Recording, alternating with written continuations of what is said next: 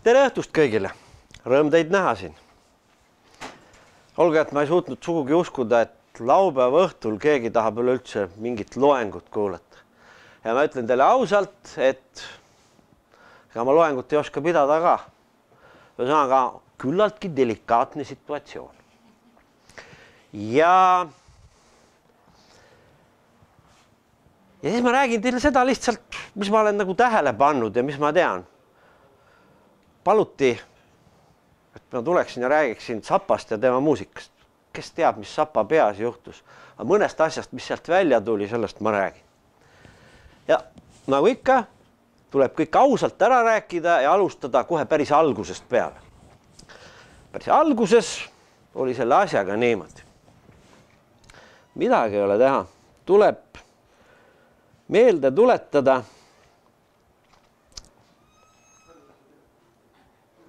Tuleb meelde tuletada 60. aastate lõppu. 60. aastate lõpus usuti või oli täpselt üks allikas, kust sai midagi muusika kohta lugeda. Selle allika nimi on, ma kohe ütlen ka teile, ma näitan seda siit ka. Võtame siit Tšehhi omad. See oli ajakiri Melodie.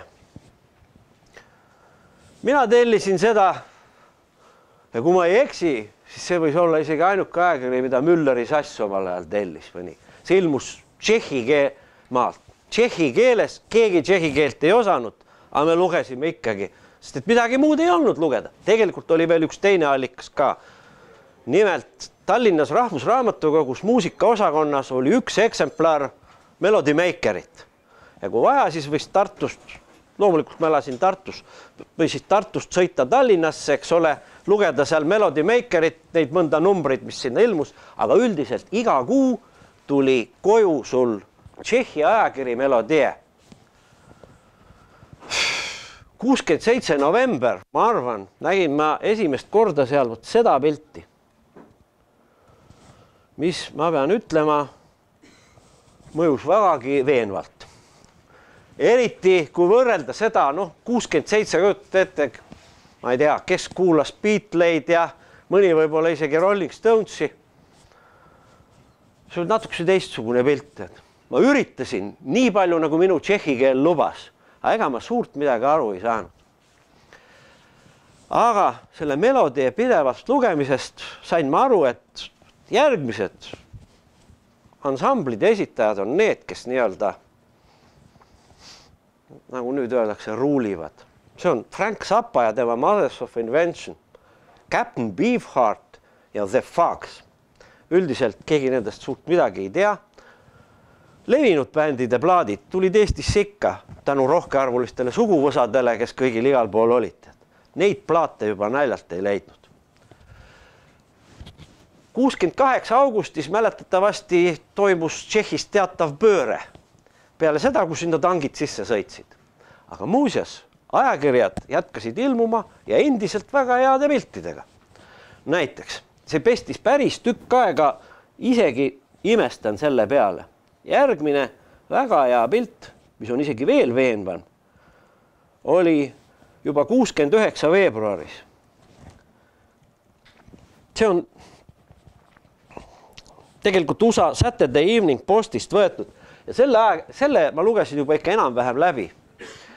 Aga olgugi, et Nõukogude väed olid sees, elu läks küllaltki tükk aega veel Tšehhoslovakkias edaspidi. Ja ütlen, et sealt kaudu, ütleme seda muusikalist informatsiooni tegelikult tuli üle kogu idabloki ilmselt. Ja kolmas hea pilt ka veel, mis siin oli. See on nüüd Frank Zappa oma ansambliga, Mothers of Invention, terve koosseis siin.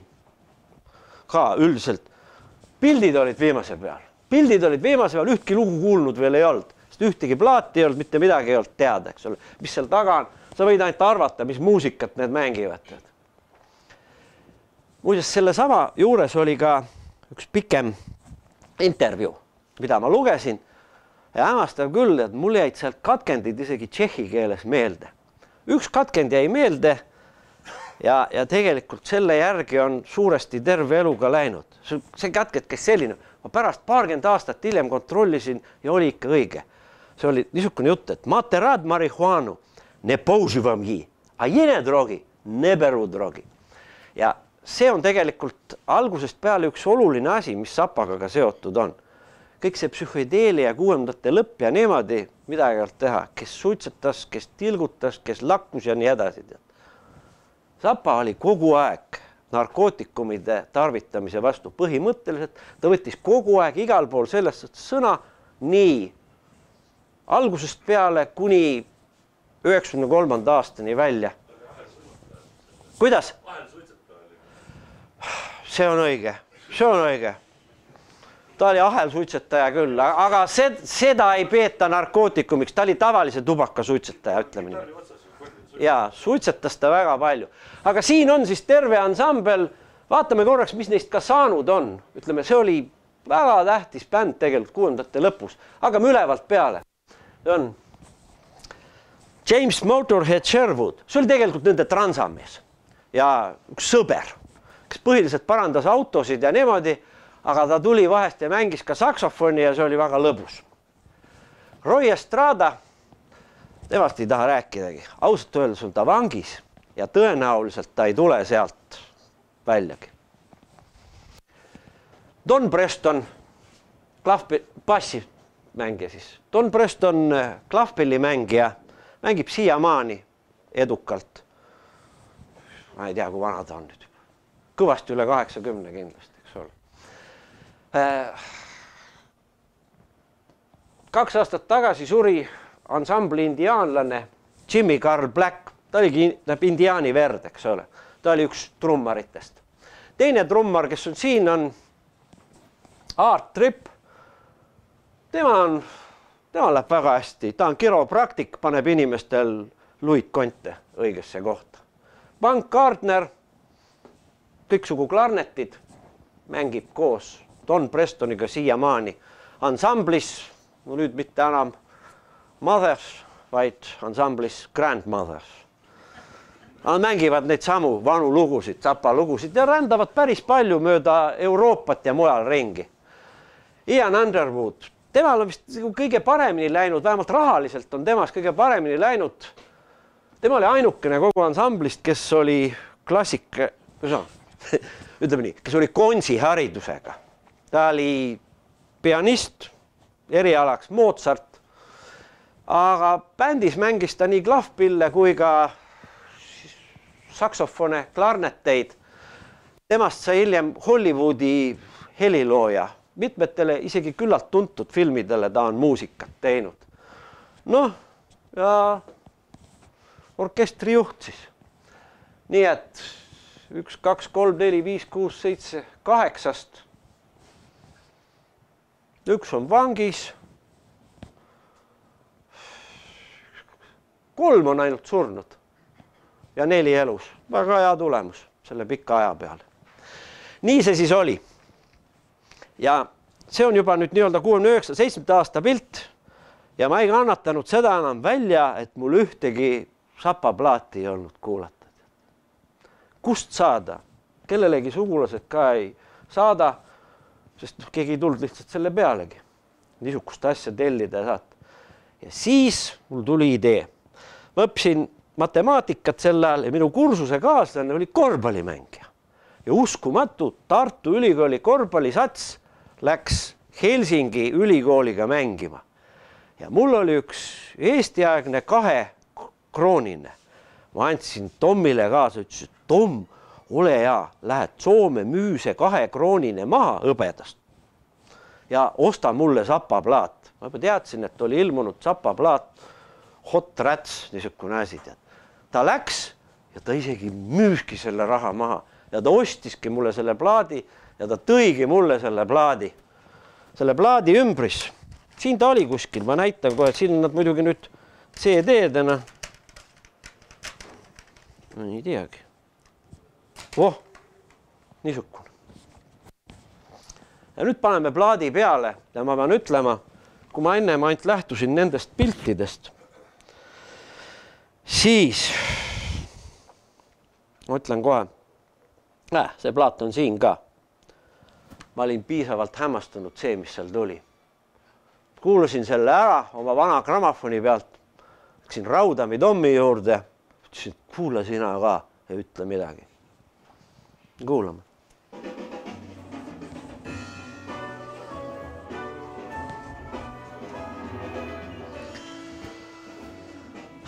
Niimoodi siis. Mis sa oskad kosta niisuguse asja peale? Sa ei oska kusagile liigitadagi, mis muusik see niisugune üldse on. See on selge, et see on instrumentaalmuusika. Aga muidu ei saagi aru, rock ta nüüd küll ei ole. Jazz ta ka ei ole, pop ta ei ole. Ma ei tea, mitte midagi ta ei ole. Ja ongi väga tihti Zappa kuulates ongi niimoodi, et ta on üheaegselt nii kõik need muud, kui ei ole ükski nendest nimetatud stiilidest ka. Täiesti mingisugune oma lähenemine. Ja üleüldse. Paljud arvavad, et Zappa on, eriti Ameerikas, arvatakse, et Zappa on mingisugune kloun eelkõige, kuna, mis seal salata, tihti paljud enamusest tema lugudes on siiski mingid sõnad olemas. Ja need sõnad võivad olla ka hüsteeriliselt naljakad. Need sõnad võivad olla ka niimoodi, et seda on raske nagu trükkida kusagile. Aga ta ise alati kogu aeg pidas kõige tähtsamaks just nimelt instrumentaalmuusikat, nagu ta nimetas seda, et see on music. Tegelikult on instrumentaalmuusika oluline. Niipea, kui sa sinna sõnad juurde paned, nii kaob kogu fantaasia ja kõik ära, aga kuulad lugu, siis sa võid vabalt kõigest ka mõelda. Ja nagu te siingi tähele panite selles loos ja kui ma ennem bändist rääkisin ka, siis seal olid ka mingi mitte tavaline koosseis. Tal oli alati küllalt suur koosseis. Talle meeldis, kui on palju pille, talle meeldis, kui need on naturaalsed pillid, eriti mida saab puhkuda. Zappa lemmikpill oli tegelikult fagott. Ta ise muidugi mängis kitarri. Niisugused seda laadi keelpillid nagu viiulit ja tšellod ja neid talle eriti ei meeldinud. Muidugi ta tegi ka suurte orkestritega, me täna siin kuulame seda ka. Ma ei tea, kui paljud on kõrvalruumis käinud, seal kõrvalruumis on mõnede Zappa albumite pildid üleval. Järgmine näide, mis on ka just nimelt kohe muusikaline, instrumentaalpilt on vot selle pildi pealt. See kõrvalruumis olev näitus. Seal te võite näha mitmete Zappa albumite esikaasi, mis on enamasti kõik tehtud ühe kunstniku, see on Calvin Schenkeli poolt.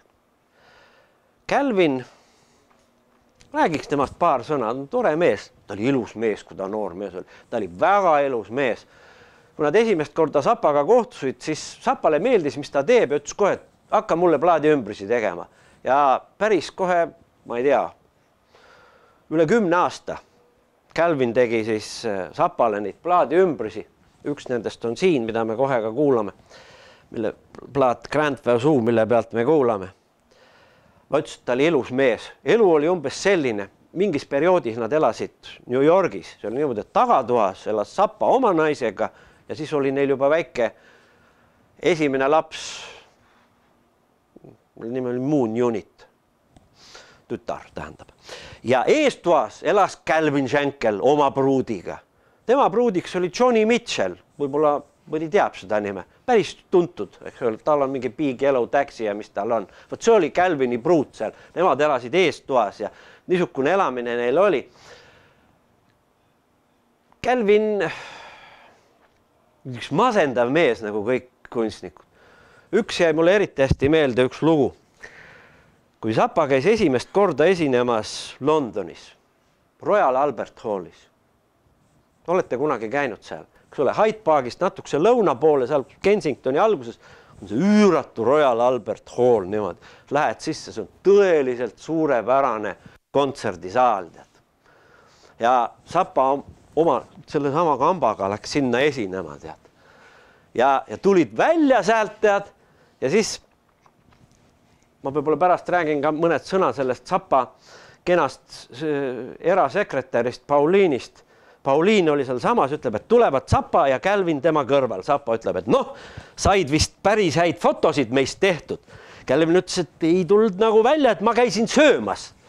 Kuidas niimoodi, et ma toon su mitme tuhande miili tagant siia, et sa teeks meie etendusest pilti ja sa käid söömas. Ja, kas sa olid kogu kontserdi aja söömas? Ja olin küll, et siin ei olnud lähedal ühtegi söögikohta ja te teate, et Royal Albert Halli lähedal ei olegi ühtegi head söögikohta. Calvinil läks kõht tühjaks, ta läks linna peale sööma ja jäidki kõik pildid tegema. No aga kuna albumite ümbriseks anti talle rohkem aega, siis ta üldiselt neid tegi. Seal on päris mitmeid häid pilte nende hulgas. Vaat see siin. Ma mängin teile selle pala kohe ette ka. See on ka küllaltki tüüpiline Zappa muusika. Mis siin toimub siis? Antiikne lahing. Aga nagu te tähele panete, on see muusikaline lahing. Noodid ainult lendavad. Siin üks pool pressib peale, need paistavad kaotavad. No pole ka ime, siin on viiuleid ja kandlid. Need ikka kaotavad, kui pasunad peale tulevad, nagu see Zappa eelistus ka muusikaliselt oli. Selle saksofoni nimi siin ongi siis see Grand Wazoo, maagiline strateegiline relv, mis võidab kõik vaenlased. Ja kuidas see sama asi muusikas käib, selle ma mängin teile ka kohe ette. Kust ta siit tuleb? Nii.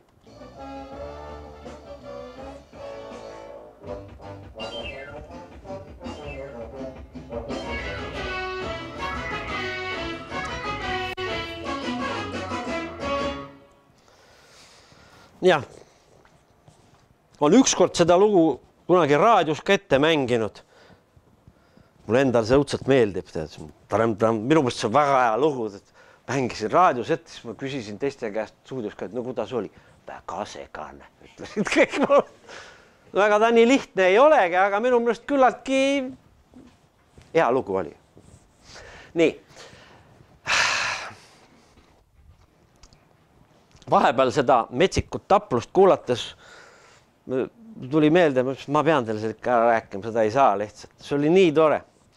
Ütlesin, et just siis, kui Calvin nii läbi kukkus oma fotosessiooniga, siis oli seal see Zappa erasekretär, noor daam Pauline Butcher.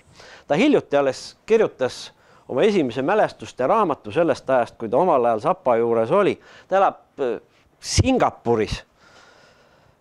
Päris mitu aastat nägi vaeva ja küll ta otsis ja me kõik otsisime seda kirjastajat, kes lõpuks ometi tahaks seda raamatut printida, aga nüüd see tuli talle hästi välja ja mõned kohad olid seal ikka väga head. Nagu ta kirjutas, ütles, et kuidas ta sai Zappa erasekretäriks. Ta tegi sekretäri tööd lihtsalt tellimise peale, kui oli vaja, ta käis kus vaja mingisugused tähtsad ärimehed või niimoodi, ta käis jutusid üles keerutama. Mõelge, see oli aastal 68 või midagi niisugust umbes.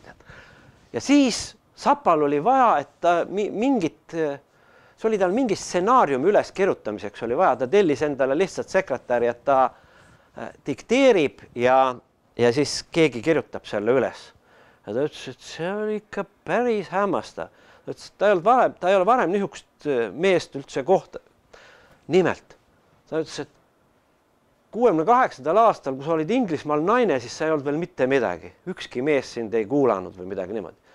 Ta läks Zappa juurde ja see inimene kuulas teda, ütles, et teda ei ole eluses ükski inimene kuulanud. Ta istub, vaatab otsa ja ta kuulab absoluutselt kõik. Ta pöörab 100% oma tähelepanu sulle ja momendil ta tegeleb sinuga. Ta räägib sinuga, ta kuulab kõik, mida sina räägid, mida tema räägib. Ja see oli talle niivõrd hea kogemus. Aga tööle sai ta suuresti just sellepärast, et Zappa arvas siis pärast, kui nad olid päev otsa töötanud ka. No ta ei rahule muidugi sekretäri tööga, ütles, et lähme käime õhtul klubis ka. See oli Speakeasy, oli niisugune klubi sel ajal Londonis, no umbes nagu genialistide klubi, ainult Londonis, eks ole. Lähevad sinna, kõik olid kohal. Olid seal ja ega see Pauliin ütles, et ta ei teadnud muusikast ega kellestki mitte midagi, ei teadnud ennem ega Sapast ega nii tead ja siis tuli üks mees ka neile laulda tead. Noh, Sapa tutvustab, et see on Eric Clapton tead, tuli istus sinna. Pauliin mõtles, et ta on ka viisakas, küsis, et kas teie ka midagi mängite? ja, et ma üritan ikka kitarri ja niimoodi ja Sapa ütles, ja, pole nii väga vigagi tead. See talle muidugi meeles, sest kui ta leidis niisuguse sekretäri võrreldes kõigi teiste noortega tead, kes ei tea Eric Claptonist ega kellestki mitte midagi, võt selline peabki tema sekretär olema. Läksid kohe Californiasse pikemaks ajaks, ta oli päris mitu aastat seal ja häid jutte tuli ka sealt. Aga nüüd tagasi muusikaliste näidete juurde. Tähendab, Sapa oli kõike ise õppinud. Sapa oli kõike ise õppinud ja nooruses, kui ta hakkas üldse muusikat kirjutama, kui tema enda käest küsiti, et kes ta on, kui ta pidi ennast tutvustamast, alati ütles punkt 1, et ta on helilooja. Eluaeg pidas ta selleks ja see ta ka oligi. Ja samuti kõik see noodikirjad ja asjad, ega ta ei õppinud kusagile.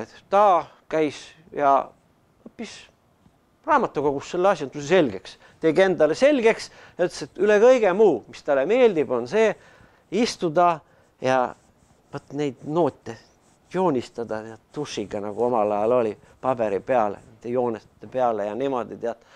Ja kui siis veel pärast oleks võimalus, et sa saad ka kuulata, kuidas seda ükskord mängitakse, siis olekski nagu kõik. Kuna klassikalise heliloojana üldiselt ei olnud võimalik leiba teenida eriti, vähemalt Ameerikas mitte, siis ta sai üpris ruttu aru, et tuleb bänd teha. Aga ta üritas selle bändiga paljuski neid samu asju, isegi samu lugusid ju mängisid. Ja nüüd ma mängiks teile mõned näited siin. Kõigepealt on, ütleme, pala nimi on Envelopes, see on siis ümbrikud. Londoni sümfooniaorkestriga. Kuulame seda natukese, missugune see pala üleüldse on. See on nüüd ikka kohe päris suure sümfooniaorkestriga.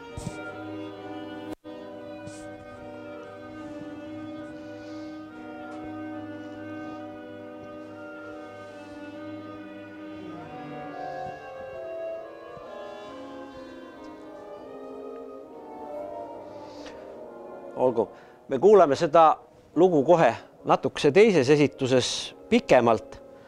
Tähendab, seepärast ei kuula seda lõpuni. Üldiselt on väga hea on häid Sapa lugusid mängida. Enamasti kõik nagu eurolood, umbes 3-minutilised. Need, mis me enne mängisid, olid enamasti kõik 3-minutilised. Tähendab, Sapa ei jäänud selle Londoni sümfooniaorkestriga eriti rahule. Ja see oli vastastikune, need ei jäänud vist temaga ka eriti rahule, ühesõnaga mingit armastust siin nagu ei tekkinud. Muidugi Sapal oli, üks asi oli see, et kui ta pidi üldse mingi sümfooniaorkestriga midagi tegema, siis ta pidi selle kõik ise kinni maksma. Aga palgata näiteks 100 inimest, et päevade kaupa sinuga tegeleksid ja maksta nende kõigi päevaraasid, see läheb väga kulukaks. No sellepärast ta oma rocki, värki ja plaate tegigi, et ta saaks selle kõik ära matta ja kulutada mingi orkestriga jamades kuskil, eks ole. Ja siis ta muidugi tahtis, et kõik muusikud oleksid ka nagu pühendunud. Seda ta nõudis oma bändit nii või nii. Aga võt, selle Londoni sümfooniaorkestri kohta ta ütleski just nimelt pärast, et võimatu on töötada niisugustega, et istud seal trompotid järjest on, vaatad ja sa näed, et need mehed tahaksid olla pigem kalal, kui istuda praegu siin orkestri proovist. Siis saa ju head tulemust tulla. Nüüd me kuuleme seda sama kohe Sapa enda bändi esituses. Nagu te tähele panete, mängib teine.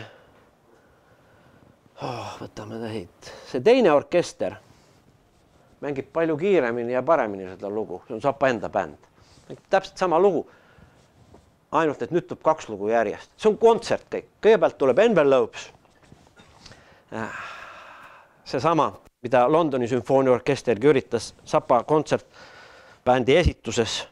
Ja seejärel tuleb kohe järgmine pala, mille nimi on Teenage Prostitute. Lõpuks ometi peab mingit laulu ka kuulma. Tõsi küll, seal oli üks ooperilaulja palgatud, teisi hääli tegid bändimehed ise, aga nad oskasid laulda ka. Ja siis ma räägin teile, mis juhtus peale seda, kui see plaat ära lõppes, mis tegelikult juhtus siis.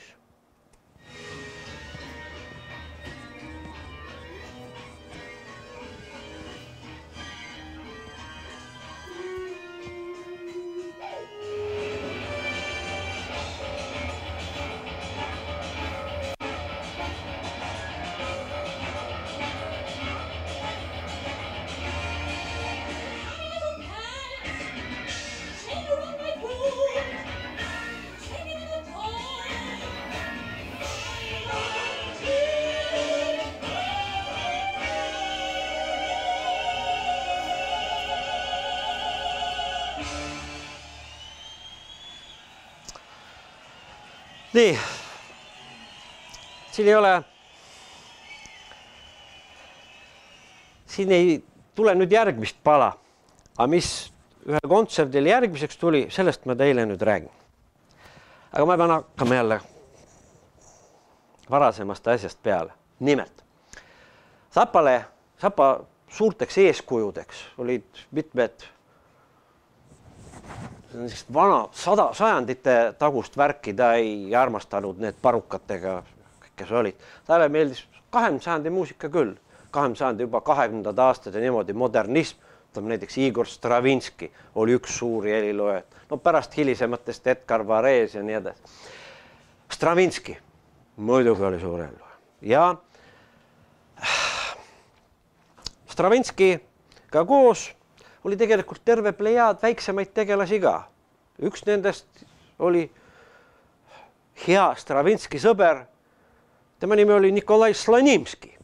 Ta oli pianist, dirigent ja mitmeid Stravinski maailma esiettekandeid dirigeeris näiteks just nimelt Slonimski. No näiteks see Kevadpühitsus ja nii edasi. Slonimski ka muidugi lasi Venemaalt jalga ja kuskil teise ilmase ajaks jõudis ta, nagu nad kõik, Ameerikasse. Ja siis tegutses seal Ameerikas, elas vaikselt Los Angelesis. Ja kuidagi Zappa, ma ei tea, kust see täpselt oli, ja ta avastas, et Slonimski elab siin samas, peaaegu seal samas, kus tema tead. Ja Slonimski ise siis seda kõike on väga hästi oma eluroo raamatus kirjutanud. Olen mina üks päev kodus, heliseb telefon. Nii, kas härra Slonimski, küsitakse. Huvitav, mõtleb ta. Hääldab mu nime õigesti, nagu ei olekski ameeriklane. Jaa, mina siin ja niimoodi. Vot, mina olen Frank Zappa. No, Slonimski teadis, kes on Frank Zappa. Selles mõttes, ega ta rohkem ei teadnud, et ta oli näinud neid plakateid, kus Zappa paljalt poti peal istub. Hästi populaarsed plakateid. Ta võite 3 korda arvata, mis minu magamistoas seina peal, missugune plakat repub, eks ole. Slonimski sa teadis, mõtleb, miks mulle helistab Zappa? Jaa, no Zappa siis räägib, et vot nii ja naa, tead, Stravinski ja teie ja kõik. Ja alles ma sain teada, et te elate siin samas linnas, kus mina. Kas te ei tahaks mulle külla tulla? Et ma kutsuksin teid enda poole külla, teed jooma ja nii. Väga kena, ütleb Slonimski. Zappa küsib, et kas sobib, et ma saadan teile auto järgi teisipäeval kell 8. Ja, ongi.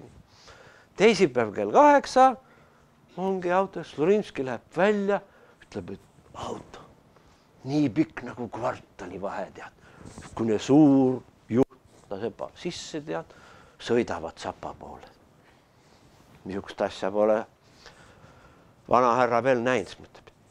Julgeb, küsib siis selle sohvri käest, et palju see hiiglane ka maksab? 70, ütles sohver. Nii. Jõudsid Zappa poole, viisakas mees tuleb kohe väravale vastu, ja härra, astuge sisse, tead ja kõik. Oligi Zappa, lähevad sinna sisse, tema stuudiosse, esimesel korrusel, õieti peaaegu keldrikorrusel see on, lähevad sinna, seal on suur kontsertklaver, tiibklaver. Te kõik teate Steinwaysid niikuinii. On üks teine mark veel, see on Bösendorfer, väga tuntud. Muusikud parandagu mind, aga tavalisel klaveril, tiibklaveril on kuskil 7 oktavit ja mõned klahvid veel peale, eks ole. Bösendorfer on palju suurem. Bösendorferil on bassi juurde veel peaaegu terve oktavi jagu klahve juurde pandud ja see on ainult suurtel, kõige suurematel Bösendorferitel. Loomulikult oli Zapal Bösendorfer kodus seisis, eks ole. Slovinski näeb seda, küsib, mis see hiiglane ka maksis. Zapa ütleb 80. No praegu need asjad kõik oli ilmselt toppelt, need hinnad või niimoodi. No istusid seal, siis Slovinski just mõtles, et no, et ma mängin talle mängin midagi vene muusikast, noh, et saaks ikka bassi ära kasutada, lisabassi, mida muidu ei olegi, mängis seal Boris Kodunovist midagi, Zapale väga meeldis ja rääkisid ja kui oli aeg peale tee joomist lahkuda, siis Zapa ütles, et aga härra Slonimski, mul on see nädal kontsert Santa Monicas. Suur staadioni kontsert, no nii inimest 15 000 umbes tuleb. Kas teie ei tahaks tulla sinna mängima? No kui sobib. Ja tuligi, ja lepsidki kokku. Et Slonimski tuleb ja mängib, et enne mõtleb, mis oma pala ta mängib seal ja niimoodi. Slovinski ütles, et tulin kontserdile, väga kenad mehed panid istuma, mulle anti kõrvatropid, sest väga vali oli. Väga vali oli, kuulan seal, mis lood olid.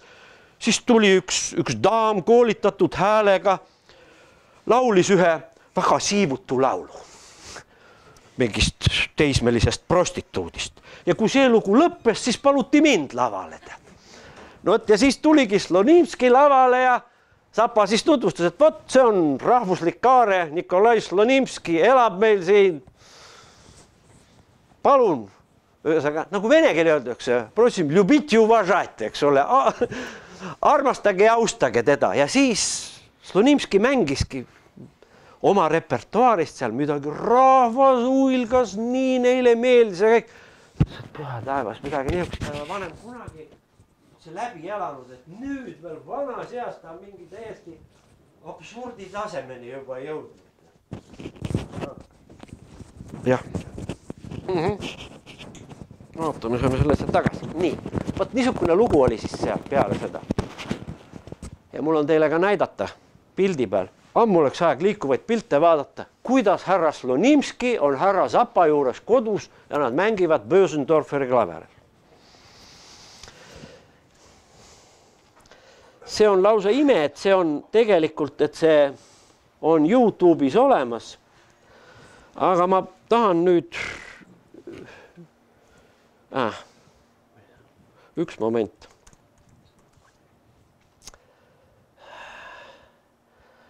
Ma tahan ühte asja veel öelda, et see on, tähendab, et see video on põimitud ühe teise intervjuu sisse.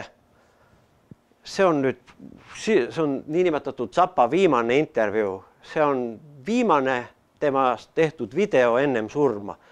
Aga ta näeb päris hull välja. Aga kui vaadata, kuidas ta seal Slonimskist räägib, siis näed, kus silmadesse tekib hea läige ja suunurk tõuseb, kui ta seletab, missugune, kuidas ta oli nii vaimustanud, kui see Slonimski tuli, niisugune real guy, natukese lühikesed püksid, niisugused kingad, keegi kannagi niisuguse kingi. Need ilmselt 2000. aastatest need kingad pärit. No vaatame seda, see on siis Zapa viimane intervjuu, kus ta räägib Slonimskist.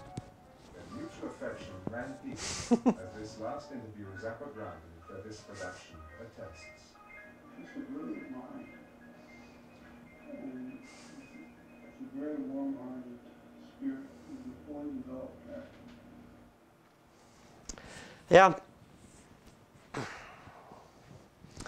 kas Stravinski ta näiteks ei kohtunudki ja paljude oma Edgar Varesiga ta ka ei kohtud. Vares suri ennem ära. Ta pidi Varesi abikaasaga pärast ikka kohtuma ja rääkima tead ja siis suri Zapa ka ära. Midagi ole kõik surevad ära kunagi, eks ole. Aga viimased päris viimased aastad, ta juba 80. aastate keskpaigast ta leidis, et ta enam eriti nagu ei taha kontsertitel käia. Sel ajal hakkasid tekkima ka juba esimesed niisugused süntesaatori tüüpi pillid ja Ja siis ta sattus nii vaimustusse Zappa, et mõtle ometigi, et võt instrument mängib nüüd kõik täpselt ära, kõik noodid nii nagu on, et ükski pillimees muidu ei mängi. Zappa bändis oli nuhtlus olla ka. Korduvalt juhtus niimoodi, nagu ma ennem ka siin teistele rääkisin, et kui keegi tegi vea kontserdil, nüüd võeti kordi, siis Zappa ütles ka, et vot, tema mängis nüüd valesti, tead. Nüüd me teeme selle loo uuesti, kõik on tulnud täie raha, lugu peab täpne olema ja siis võeti see lugu uuesti ja mängiti nii ette nagu vaja. Niisuguse asju juhtus korduvalt. Nüüd tal oli siis mingisugune süntesaator, mis mängis ju mikrosekundi täpsusega täpselt seda, nii nagu ta oli noodis kirjutanud ja kõik täpselt tuli. Aga vahetult üks viimaseid asju, Zappa suri 93, aga 91, 92 leidis ta ometigi ühe inimestest koosneva ansambli, kes mängis tema keerulisi, just nimelt neid orkestri instrumentaarpalasid nii nagu vaja. See oli Frankfurdist ansambl Modern. Ja sellega nad said päris hästi seda koostööd teha. Terve ansambl Modern istus mõned nädalad Zappa juures seal Los Angelesis. Nad salvestasid üpris mitu plaati siis ja osa nendest plaatidest on ikka veel avaldamata. Osa plaat ilmselt mingite copyrighti põhjuste pärast. No näiteks Zappa ja see ansambl Modern salvestasid kogu Edgar Varesi Paremikku. See on seal täiesti olemas. Ma kinnitan teile, see on absoluutselt parim esitus, mis ühegil varemates kontserdite või orkestrite esituses on. Ma olen neid ka võrrelnud, aga seda plaati võib-olla ei tule kunagi välja. Niisugusi plaate on päris palju. Mis seal kõik on? Ma näitan neid ühte katkendit selle kohta, tähendab, et mis Zappast nagu maha jäi. Nimelt.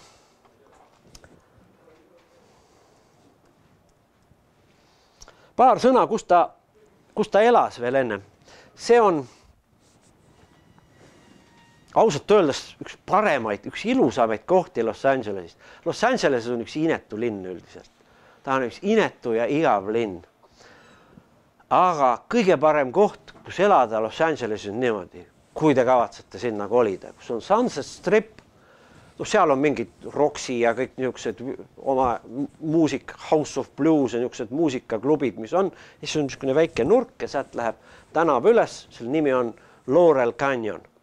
Omal ajal oli see kuivalt täis Briti muusikuid.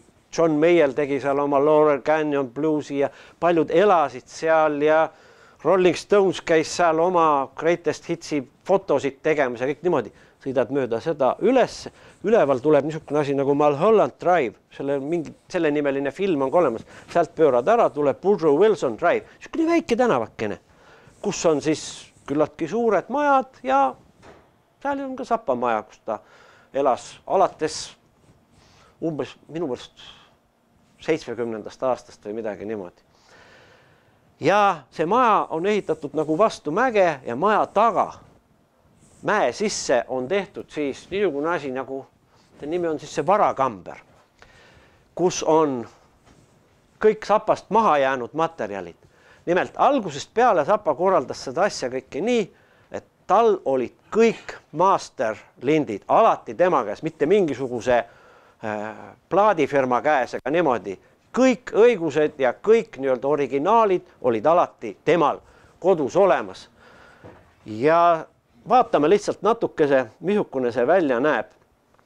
See niinimetatud Vaultmaster või kes meid siin tutvustab, Joe Travers on tegelikult esmaklassiline trummar ise. Aga ta on aastaid tööl seal selle. See on kõik Zappa siis toodang. Many different types of media in this vault. Stuff from 1955 to the current types of storage media. This is what Frank archived a lot of stuff too. Mastered a lot of this. Olgu. Me ei hakka seda pikalt siin vaatama. Ühesõnaga, see ruum on palju suurem kui see siin, eks ole. Nagu sa näed, ta on maast läinud, ta on päris kõrge ja see on tuubil täis toodangut ja sealt ikka tuleb ja tuleb kogu aeg asju ja seal on kindlasti, päris palju on seal näiteks terveid albumeid, mis Zappa oma eluajal jõudis valmistada. Ta elas, eks ole, 40–93, tema eluajal ilmus, ma võin mööda panna, aga umbes mingi 67 albumit. Nendest paljud tuublid ja kolmikplaadid. Albumeid oli nii palju, eks ole. Ja peale Zappa surma, kuna kõik on perekonna oma, eks ole, tema Lesk käsutab seal, siis on ilmunud ka juba umbes 30 albumit sealt. Ja ma ütlen, et seal on veel ka niisuguse asju, mida tõenäoliselt mitte kunagi isegi ei ilmutata juba ainuüksi igasuguste copyrighti küsimuste pärast. Aga näiteks selle kohta,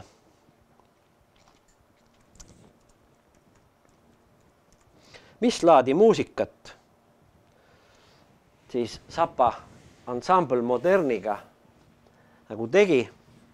Ma tean siit ainult ühe näite. Siin on palju ka süntesaatorit, aga on ka elavaid pille. Tähendab, selle pala kohta ma tahan öelda niimoodi, et see tehnika, milles see pala on keerunud. Pala nimi on Amneerika. See on siis Amneesia ja Ameerika kokku pandud.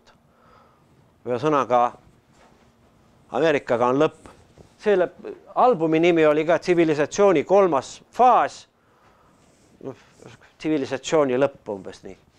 Amneerika ja see tehnika, millest pala on kirjutatud, selle nimi on, ütleme, saksa keeli on ta Klangfarber Melodie. Kasutanud seda ongi siis nii-öelda nagu Schönberg, Webern ja niimoodi. Muidu ju tavaliselt niimoodi, et kui on mingit meloodiat vaja, siis mingi pill mängib selle meloodia. See Klangfarber Melodiis tehakse niimoodi, et meloodia jagatakse eri pillide peal, kuni niimoodi, et iga nooti mängib järgmine pill.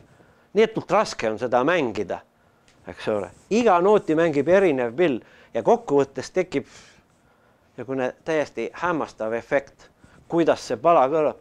Ma olen mõelnud, et see oleks üks väga hea leinamuusika ta ongi. Sõna otsa mõttes.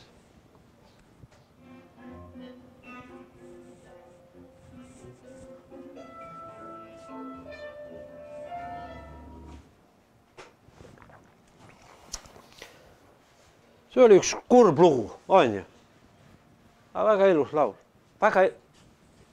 Kõik on laulud, palad. Tahad kuulda mingit laulu, siis ütles, et mingit songi mängid. Ja mine tea, võib-olla lähebki Zappa ühe omaaegse trummari ütlus, et kui siin 200 aasta pärast üleüldse kaasaja kellestki muusikust juttu tehakse, siis see on Frank Zappa. Aga väga kaua tuleb oodata, et seda teada saada. Aga nüüd me alustasime Tšehhoslovakkiast. Tšehhoslovakkiaga mulle tundub, et võib ka, nüüd oleme jälle Tšehhi, jõuame tagasi.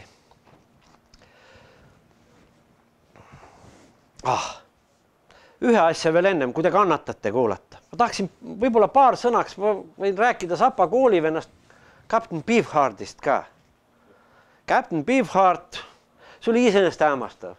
Et niisugused algkoolis sattusid niisugused 2 venda kokku mingis väikses kohas, mille nimi oli, ütleme näiteks Kukamonga kuskil. No ühesõnaga, ma ei tea, Kilingi-Nõmme. Näiteks niimoodi. Ja kumbki võis öelda, tegi terve oma muusikalise maailma valmis. Nad on täiesti erinevad. Zappa üritas kõik endale täpselt selgeks teha, ta õudselt palju kuulas kõiki teisi, õppis endale või niimoodi. See oli just nimelt vastupidi, see Captain Beefheart. See ei taht kunagi midagi õppida. Tema arvas niimoodi, et ta on talent Jumala armust ja kui anda talle saksofon, siis ta oskab seda mängida, ta ei pea harjutamagi. Ta ei õppinud ka ühtegi pilli ja see oli päris õudne, mis ta mängis mingis mõttes. Aga see väga paljudele meeldis. Ja paljud ütlevad ka Captain Beefhearti muusika kohta niimoodi, et no paremat rockmuusikat ei olegi üldse kunagi tehtud. Räägin teile, mida rääkis Captain Beefhearti kohta Captain Beefhearti kohta niisugune mees nagu Matt Groening. Simpsonid teate neid multikaid. Vaat Matt Groening on selle Simpsonite multika autor. Ta oli ka Zappa isiklik sõber kuni surmani. No, ta elas ka loomulikult siis seal Los Angelesis. Ja nüüd ma peaksin teile siis, ma mängin teile nüüd Beefhearti ühe muusikalise näite ette. Nimelt, Matt Groening rääkis niimoodi. Läksin mina plaadipoodi, nägin. Siin selle plaadi ümbruse pilt on ka siin kõrvaltoas olemas. Niisugust pilti. Selle plaadi nimi on Throat Mask Replica. Captain Beefheartilt duubelplaat. Vaatan, Zappa produtseeritud. Zappa oligi selle produtsent. Ostsin koju. Võtsin koju kaasa, panen peale, umbes nagu mina Zappa esimese plaadiga. Nüüd on Matt Groening Captain Beefhearti plaadiga. No ja kuulake nüüd.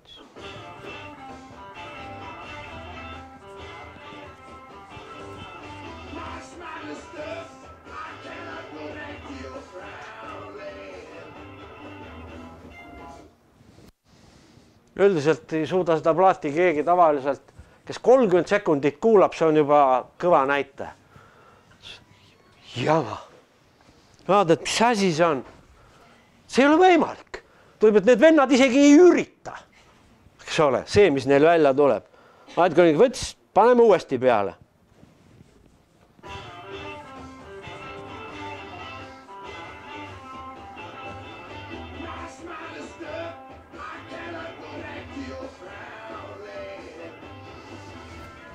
Võttis maha.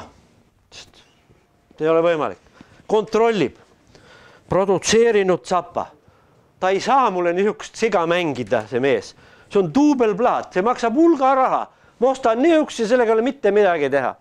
Kuulas 3. kord. No, sundis ennast 4. kord kuulama ja edasi.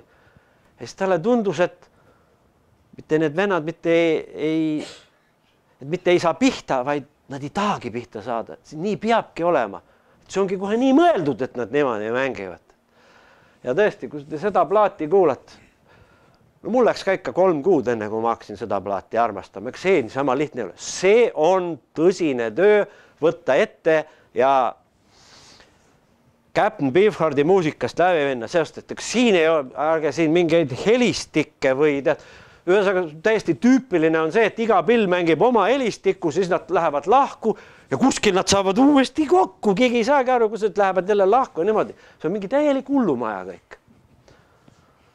Ja ometigi, ja nagu see Matt Groening ütles ka, et umbes peale 10. kuulamist oli tal selge, et see on kõige parem plaat, mida ta on kunagi kuulnud. Ja ta on tänase päevani selle veendumusega. See ongi kõige parem plaat ja päris paljud kriitikud ka arvavad, et just nimelt see plaat kõigi aegade parim plaat, mis rockmuusikas on tehtud. Zappa jääb rockmuusikast välja, Zappa ei teinud rockmuusikat. Aga Captain Beefheart üritas vähemalt teha ja see on ilmselt kõige parem plaat, mis on. Aga ma ei saa teile seda soovitada. See ei pruugi teile meeldida. Ütleme niimoodi, õnneks praegusel ajal ei pea enam midagi ühtegi plaati ostma, saab niisamagi kuulata.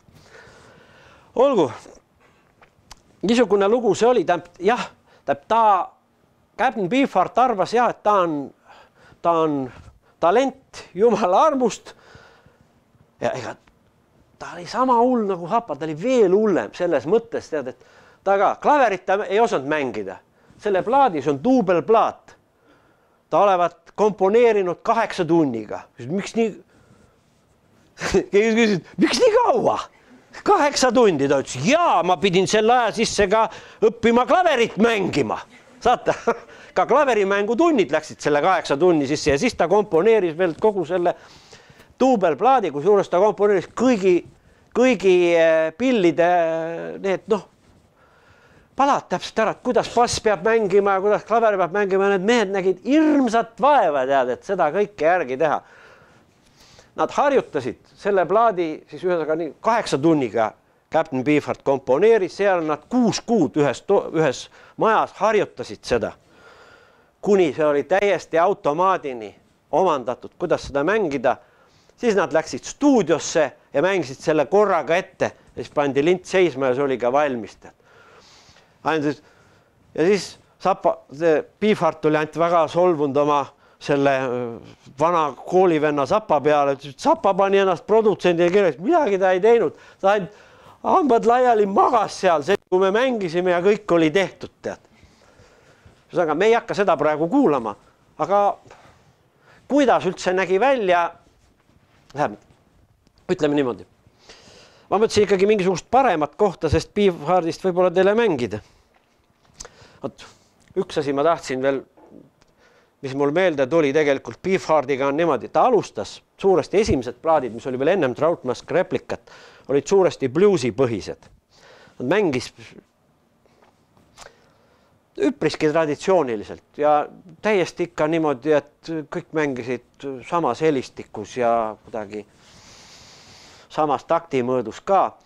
Ja need olid suurepärased plaadid. Tema kitarrist, kes tuli just, see oli siis Bill Hartleroad, kellele see oli õudne mängida Captain Beefhearti bändis, kõigil võeti nimi ka ära. Captain Beefheart pani neile omad nimed, Hartleroad see endale nimega Zoot Horn Rollo, järgmine vend oli seal mingi Jimmy Antennas Siemens, täiesti teised nimed, Ed Marimba, Art Tripp lõi trummi Zappa juures, läks Captain Beefhearti juurde, ristiti ümber Ed Marimbaks, nii edasi. Ja ütles, et ükskord me läksime Muddy Watersit kuulama. Üldiselt on niimoodi, valgete meeste blues on ikka üks tõeline jama, kui sa võtad, ma ei tea, Howlin' Wolfi või kas või B.B. Kingi või Muddy Watersi või niimoodi. Keda nad hindasid valgetest, oli täiesti Captain Beefheart. Captain Beefheart on suurepärane laulja. Üks paremaid, keda ma olen kuulnud. Päriselt ka, ta on suurepärane laulja. Ja siis see Bill Hartleroad just ütles, et ta läksid Muddy Watersit kuulama, kuulasid seal. Vahepeal oli vaheaeg, Muddy Waters tuli Captain Beefhearti juurde, ütles, et vabandust, et anna andeks, vana. Ma olen täna natukese vormist väljas, mul ei tule hästi välja või niimoodi. Ja siis tal oli ka niimoodi, et alati, kui tema Captain Beefheartist küsiti ka, et no, et kelle järgi te teete või kuidas või niimoodi, siis ta sai alati nii vihas, et ma olen ise see, minu järgi teevad kõik teised. Ta on ka surnud. 2 aastat tagasi. Captain Beefheartiga juhtus niisugune asi lihtsalt, et kui ta oli mingi pealt, aga see oli 80. aastate alguses, ta jäi haigeks, multiplex skleroos. No ja kui sa oled ratastoolis, siis ei ole mõtet kontsertreisule minna eriti, eks ole. Ja siis ta pühendaski sellest peale põhiliselt ainult maalimise peale. Tegelikult ta oligi. Ma ei tea, ma ütleksin, et tema kunstniku talent oli veel kõvem, kui ta oli lauljana. No, tema helilooming on maitse küsimus väga paljudele. Midagi peaks teile siit siiski mängima. Meil on juba väga pikka aega läinud, ma arvan. Ma teen ainult, see on ikka, kuidas mõne aasta pärast nägi välja Captain Beefhearti bänd lihtsalt. Võtame üks näide. See on tore ja lõbus. Natukese võime ju seda vaadata. Mingi 72 aasta Saksa televisiooni salvestus. USAs nad muidugi ei saanud kunagi televisioon. In den nächsten 5 Minuten haben wir jetzt also Captain Beefheart und seine Magic Band mit einem recht burlesken Titel und der heißt I'm Gonna Booglerize You, a Baby. See on nii-öelda kommerts Beefheart. Siin on kõik akuraat.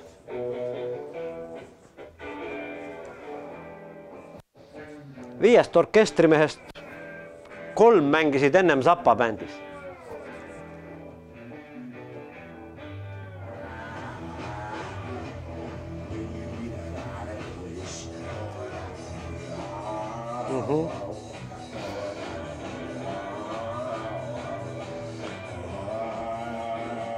No vot, niimoodi rockis siis Captain Beefhearti kommertsvariant.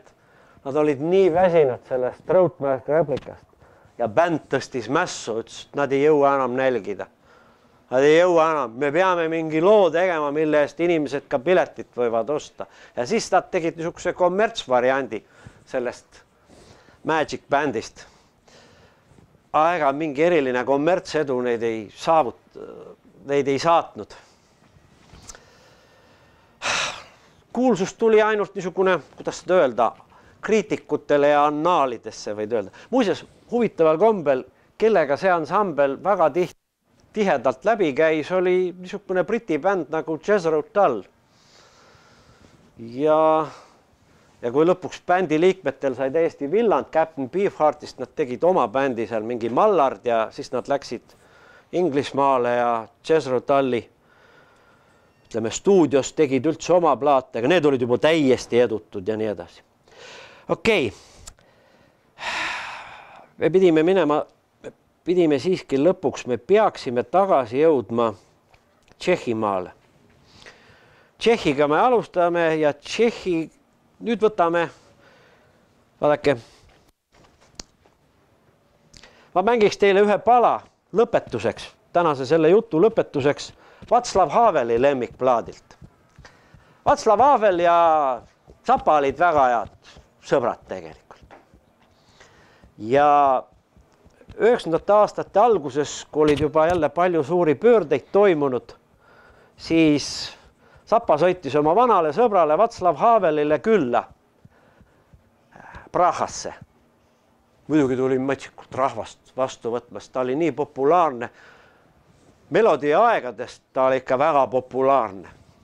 Tšehhimaal ka ja niimoodi. Lennuväljal oli metsikult rahvast ja just samal ajal saabus lennuväljale ka ametlik Ameerika Ühendriikide suursaadik, kes sel ajal Prahas oli, kunagi oli üks niisugune lapstäht Hollywoodis nagu Shirley Temple. Aastakümneid ja kümneid tagasi, nüüd ta oli juba vanaldane daam ja tal oli siis sinekuuriks antud, ütleme niimoodi, et midagi ei pea tegema, oled Tšehhis suursaadik. Ta oli seal, huvitav, nii palju rahvast on tulnud. Miks nad on siia tulnud? Rahvased, me ootame Frank Zappat. Nii, kes see on? See on üks ameeriklane. Ameeriklane, ma ei ole sellest midagi kuulnud. Siis talle räägiti Zappast, siis ta oli täiesti põrutatud, et mingi inimesed tulevad mingi niisuguse klouni pärast siia vastu. Václav Haveliga Václav Havel tegi Zappale ametliku ettepaneku hakata, kuidas nüüd öelda, umbes midagi niisuguseks nagu Ameerika kultuuri atašeeks Tšehhoslovakkias, kuna ta oli niivõrd populaarne ja Zappa nendel aastatel, 93 ta suri, aga 91-92 oli ta veel väga huvitatud kõigest sellest, mis Ida-Euroopas toimus. Zappa ütles kohe Havelile, et sul tuleb sellest suuri pahandusi. Ei ole midagi, hakkad siin, meil on niisugused asjad. No hea küll. No muidu kõige pea tuli Joseph Baker, riigisekretär, ja ütles, et ära Havel, siin tuleb ikkagi nagu mõistus pähe võtta. Kas te soovite läbi käia Ameerikaga või te soovite läbi käia Frank Zappaga? Ja talle tehti selgeks, et niisugune asi ei lähe mitte. Zappa üritas ka Venemaal käia. Mitu korda käis seal Stas Naaminil külas ja niimoodi teda huvitas see värk. Aga jah, ütleme, Zappast siis Ameerika erisaadikut Tšehhis ei saanud, aga Václav Haveli lemmikplaat on seesama Bongo Fury. Suhteliselt niisugune, võiks öelda, üldiselt on niisugune suhteliselt teisejärguline Zappa plaatide hulgas või nii, tavaliselt teda ei tõsteta esile. See, millest me täna hommikul alustasime, peaaegu juba hommikul, see Hot Rats näiteks, esimene, mida ma teile mängisin, seda peetakse just nimelt niisuguseks, kõik seda ütlevad, et oi, kui hea see plaat on ja kui sa tahad kellelegi Zappast midagi mängida, siis alusta kindlasti sellest.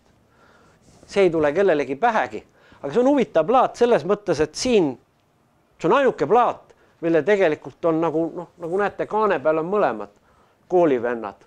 Zappa vasakul ja Beefheart siis paremal. Selle albumi pilt peaks ka siin kõrvalruumis rippuma näiteks. Ja mingisuguse ühel 76. aasta mõnedel kontsertturneedel Beefheart käis siis Zappa ansambliga kaasas ja esines seal.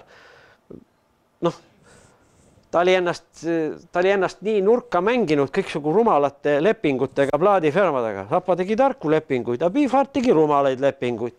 Ja siis ta selgus, et ta ei saa enam üleüldse mitte kusagilt, ei midagi esineda, ta ei saa mitte kusagilt mingisugust raha ega nii. Siis Zappa võttis ta enda juurde ja siis ta laulis natukese Zappa kontsertidel.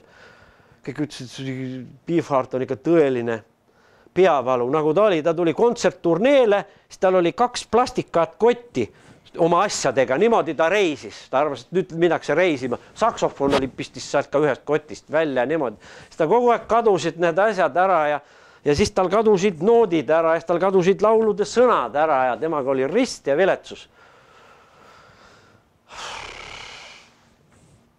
Aga nüüd ei ole neist enam kedagi. Ja ma mängin siiski siit plaadi pealt nüüd ühe loo teile ette, vaatan, kus koha peal ta meil oli, mis mingis mõttes võiks meile nagu lõpulooks sobida. See on Muffin Man, kuklimees või noh, muffinimees ikkagi. Mina ei ole aru saanud, kuulan ma seda juttu ja niimoodi, mina ei saa aru, seal on mis põhimõtteline vahe on cupcakesil ja muffinil. Ma arvasin, et see on üks ja see sama asi. Selle laulu jutt on põhiliselt selles, et see on põhimõtteline vahe ja Zappa pooldab muffineid ja mitte mingis juhul cupcakesi. Aga nagu ta ise oma kõigi laulu sõnade kohta ütles, et neid sõnu ta kerutab ainult sellepärast, et noh, nii palju on vaja, siis ta kerutab seda ja et endal oleks lõbus lugeda. See on hea lugu ja lõpus on kuulda isegi natukese Captain Beefhearti häält.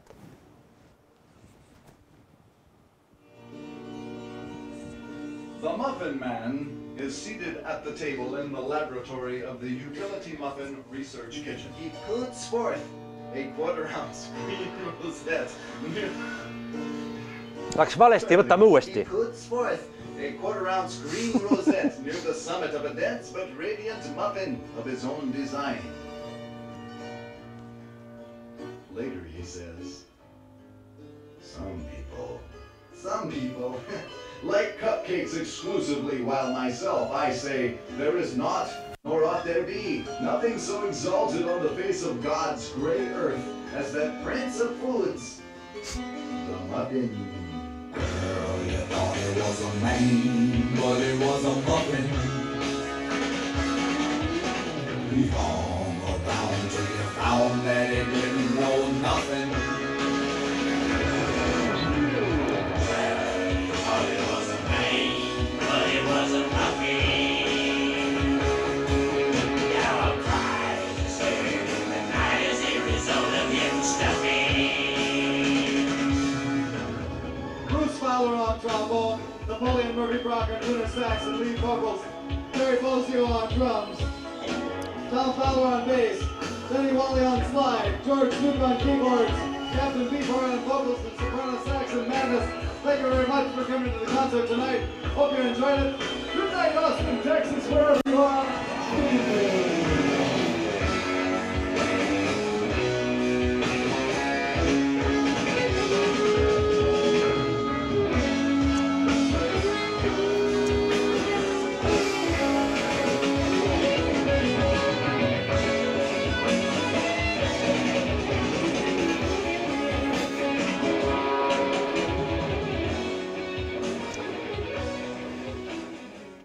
No nagu kuulsite siis.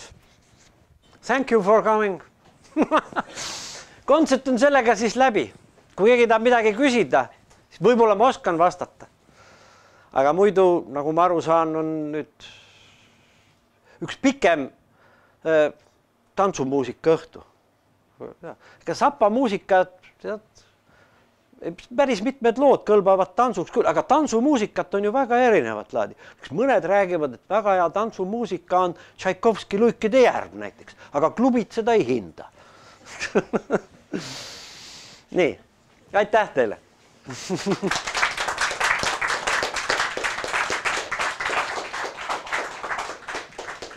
soovitaks, et kui härra on siin, saab